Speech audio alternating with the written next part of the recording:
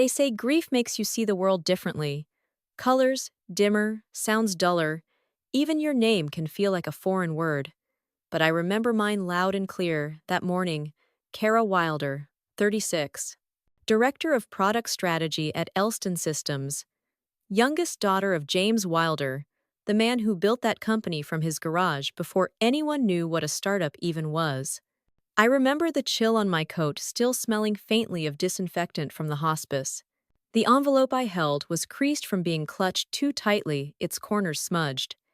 Inside was the only copy of the eulogy I wrote at 3:07 a.m., just after Dad's last breath came, in jagged gasps, through a plastic mask. I had printed it on thick cream paper, the kind Dad used for important documents. It felt wrong to email something so sacred. I wasn't asking for much, just 3 days to bury the man who built both my life and my legacy. But Madeline, my sister-in-law, and boss CEO of Elston Systems, barely glanced up when I entered the boardroom. "Kara," she said. A well-manicured finger held up like a stop sign. "I'm in the middle of projections. Make it quick." Madeline, my brother Lucas's wife, had a way of making everything feel like a transaction. Even grief. Even family. "Dad passed at dawn," I said, trying to keep my voice from cracking. "I need 3 days to arrange the funeral help." "Mom, and we're mid-acquisition," she interrupted, tapping a chart showing aggressive growth. "You're either committed to this company or you're not. Family can wait. The market won't." I placed the envelope gently on the table. She flicked it with her stylus. It slid off the oak and onto the carpet like it weighed nothing at all. "Then you've made your choice," she said. No tears came. Not then. Not in front of her. I picked up the envelope, and walked out. I passed junior execs, pretending not to look, faces taut with discomfort. Loyalty in corporate hierarchies has a pecking order, and mine had just expired. 2 days later, I stood at the front of a modest chapel in Raleigh, North Carolina, speaking to a room with more stained glass than people. Mom clutched tissues. Lucas didn't come. He was deep in acquisition mode, whatever that meant. I ended my eulogy with Dad's favorite line: "Silence can be generous, but don't let it be mistaken for consent." My voice broke. I swallowed the ache and kept going. After the service, I overheard a whisper from a board member's wife. "She's stepping down soon, right, Kara? Maybe for the best." She sounded like she was talking about retiling her kitchen. I didn't reply. I didn't flinch.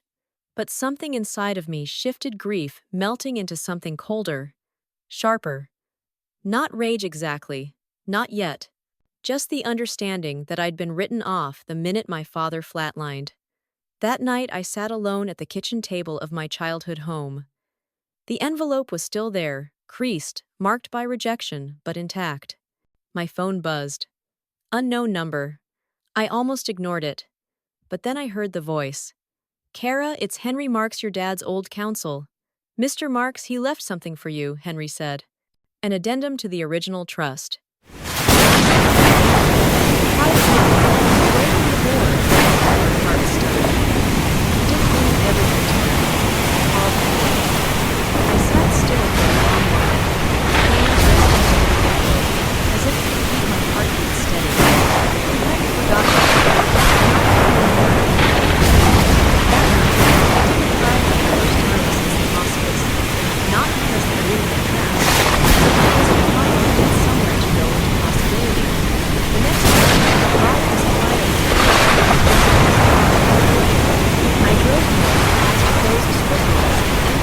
To a nondescript storage unit behind a carpet outlet.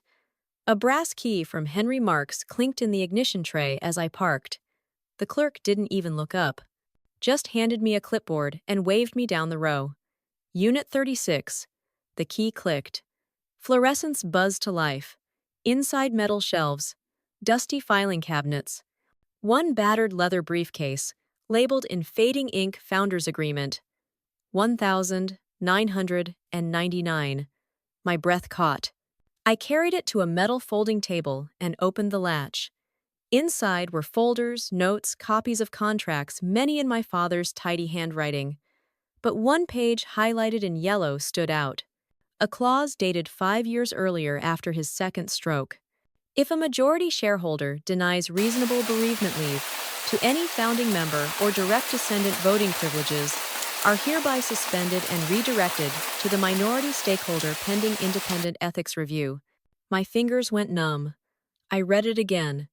Dad hadn't stopped caring about bylaws. He just stopped telling anyone he still cared. And now I had the clause. I had the signature. I had the keys to something they never believed I'd find. Not because I wasn't smart enough, but because they'd convinced themselves I wasn't watching. Turns out I was. I drove straight to Henry Marks's office.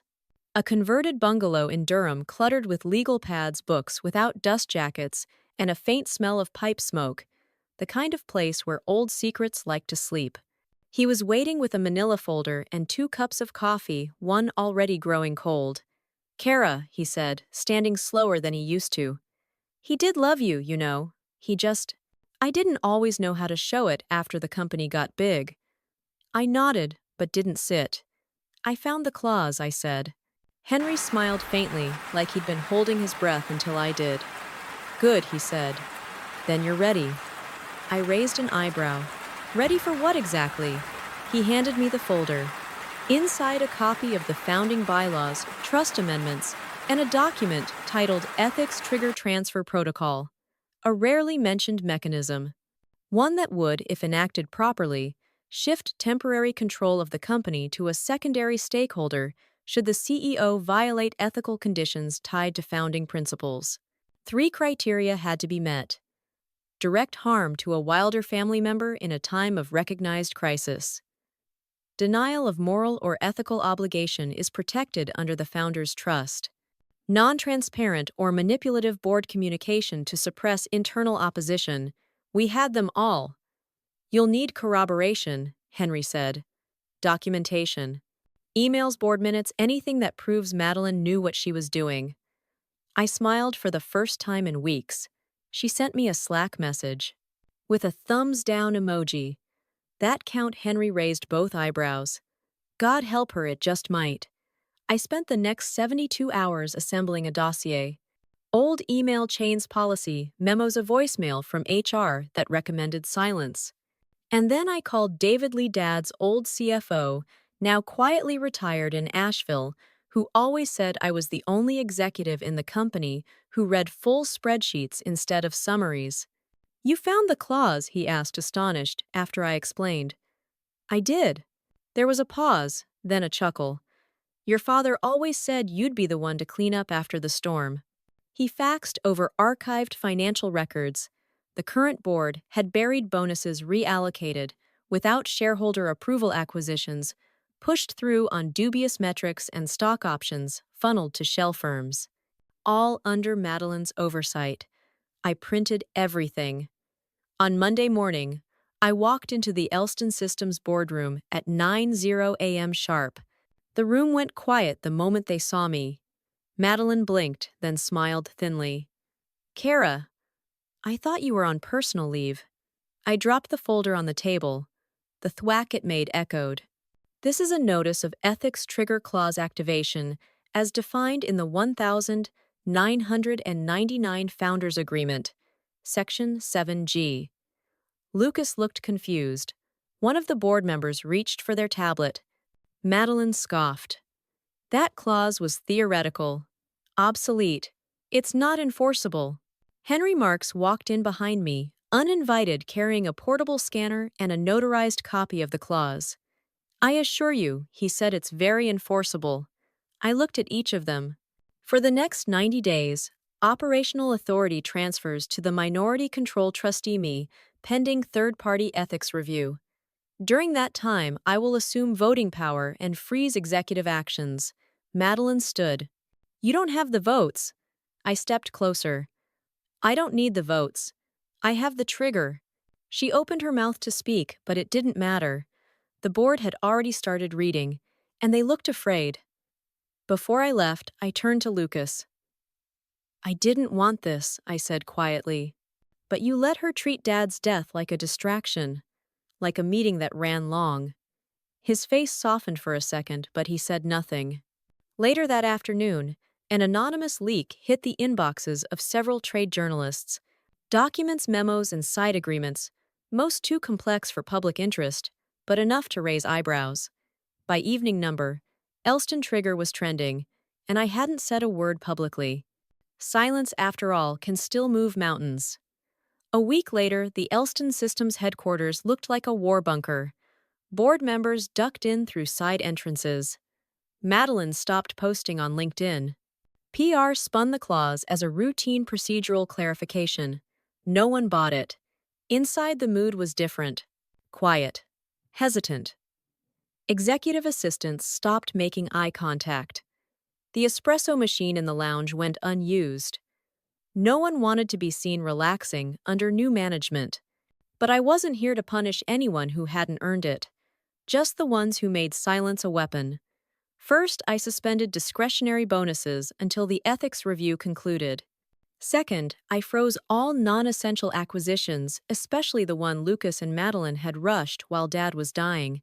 Third, I reinstated the original employee complaint escalation structure, the one Madeline replaced with a streamlined HR chatbot. Then I met with every department head one-on-one. 47 meetings in 4 days. Most came in guarded. Many left in tears. Not because I scolded them, but because I listened. Some of them hadn't been heard in years. "I joined this company because of your dad," one woman said, trembling. "I stayed because I hoped you'd come back. I didn't know what to say. So I said the only true thing I had: I'm here now." The internal ethics review began the following Monday. It was conducted by a third-party firm in Chicago. I wasn't allowed to interfere. That was part of the clause. So I waited. Quietly, legally, powerfully. Meanwhile, the board scrambled. They called emergency sessions, attempted to amend old bylaws, and floated a motion of no confidence. But the clause was ironclad. They couldn't touch it without shareholder consensus. And thanks to a paper trail, Henry helped me find I now controlled 17% of the voting shares through my father's proxies, enough to block any motion that touched the trust.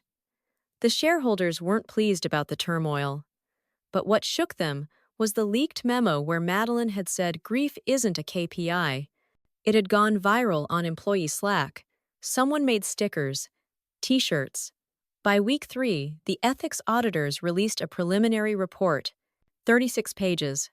It detailed misuse of discretionary funds, aggressive suppression of whistleblowers, manipulation of share dilution to secure bonuses, and most damningly, a pattern of retaliatory action against employees who took personal leave for bereavement, parental care, or mental health.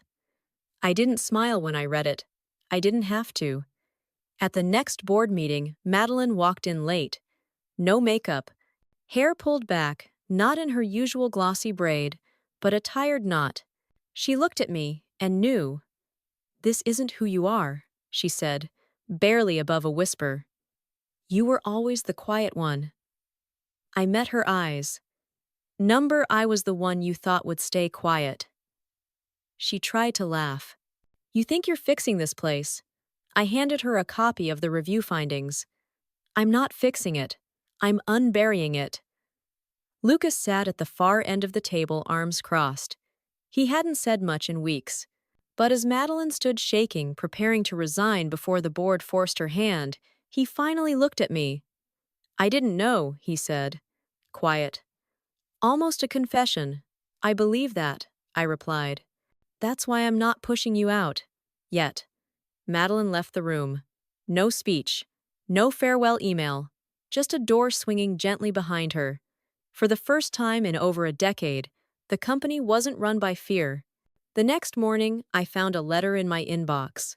Handwritten. From an intern in data analytics. "You probably don't even know who I am. But I took time off when my sister died, and HR tried to fire me for it. That clause saved my job. Thank you." It wasn't signed. I pinned it above my desk. Not as a trophy. As a reminder, Power is only ever borrowed from people who believe you'll do the right thing when no one else will. And now, they believed again. The ethics review concluded on a Tuesday. Rain slicked the windows and the sky hung low like it was holding its breath. The final report was damning. Madeline, already gone, was officially barred from serving on any board within the Elston family of companies for 5 years. Lucas received a formal censure for neglect of fiduciary duty, no dismissal, but no vote on major decisions for the next 12 months. And me. The minority stakeholder role transitioned into a temporary executive proxy per the review's recommendation. I was now the de facto CEO. No vote, no ceremony, just a signature and a silence that followed me back to my office like a ghost. But I didn't feel victorious. Dad used to say winning the house back means nothing if it's still full of termites. So, I called in Eliza Franklin, the quiet genius in operations who'd been passed over for promotion 3 times by Madeline's inner circle. She looked stunned when I offered her the interim COO role. "You know I'm 6 months pregnant, right?" she said. "Exactly," I replied. She cried in the hallway after. Not from hormones, from dignity restored. Then I did the unthinkable. I opened the books. Internally. To the employees. Not full financials, but enough to show how money had moved, how decisions had been made, how the rot had crept in. There was outrage, confusion, grief, but also something I hadn't seen in months: curiosity. I asked every team to identify one process, policy, or tradition they thought needed to die. The answers came fast. The 12-hour response time policy for PTO requests, the bonus formula that only rewards team leads, not contributors, the return to office policy that penalizes caregivers. We killed all 3. Slowly, people stopped whispering in hallways. They started suggesting again. Innovating. There was laughter in the kitchens, sticky notes with ideas on whiteboards. "What if?" became a sentence people said out loud again. And then came shareholder season. I stood in the same auditorium where Dad had once announced our Series B. This time, there were fewer suits, more cautious stares. A room full of people who thought they knew how this would go. I took the mic. "My name is Kara Wilder. You may know me as the one who interrupted your acquisition cycle, or as the founder's daughter who wouldn't stay quiet. But let me remind you, I'm also your largest voting bloc now. And I'm here to protect the thing we all forgot: this company was built on people." Slides flicked past recovery plans, restored ethics lines, rising employee retention, smaller but cleaner numbers. When I finished, there wasn't applause. Not at first.